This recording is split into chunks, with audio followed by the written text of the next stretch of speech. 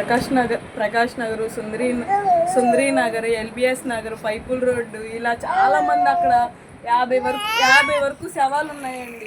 ఆ శవాలు ఉండడం కాదండి, అసలు నీళ్ళు రావట్లేదు జనాలకి. నీళ్ళు వచ్చినా బతికేలా ఉన్నాము. కానీ ఏంటంటే ఆ శవాల వాసన, చిన్న పిల్లలు, ఇలాంటి చిన్న పిల్లలు పడవ అడిగితే పడవ 10,000, 40,000 ఎక్కడి నుంచి తెస్తారండి? తెచ్చి ఏం చేస్తారండి? అసలు పోలీసులు ఉన్నారు, 40 పడవలు దింపారని అన్నారు. ఒక పడవ రాలేదండి. వాటర్ రాలా, ఫుడ్ రాలా, ఏమీ రాలా. మేము ఎట్టకేళ్ళకి అక్కడి నుంచి నడుచుకుంటూ వస్తే ఎవరో ఒక ఆయన పడవెక్కించుకొని వచ్చామండి బయటికి. ఎంత కష్టంగా ఉంటుందండి అసలు పిల్లలు చాలా ఇబ్బంది పడుతున్నామండి మేము.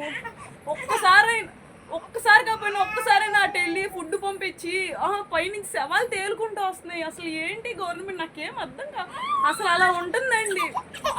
అసలు నీళ్లు కొట్టుకుపోయి వచ్చేసి, ఇల్లు తేలిపోయి, ఇంట్లో సామాన్లు వచ్చేసి, ఒక్కొక్కడికి ఫుడ్ లేదు. ఒక్కరోజు అయితే పర్లేదు, 4 రోజులు ఫుడ్ లేకుండానే ఉన్నారు. కొంతమంది అయితే పైనుంచి శవాలు. అసలు వాసన ఏం అర్థం కావట్లేదు. చాలా భయం వేస్తుందండి.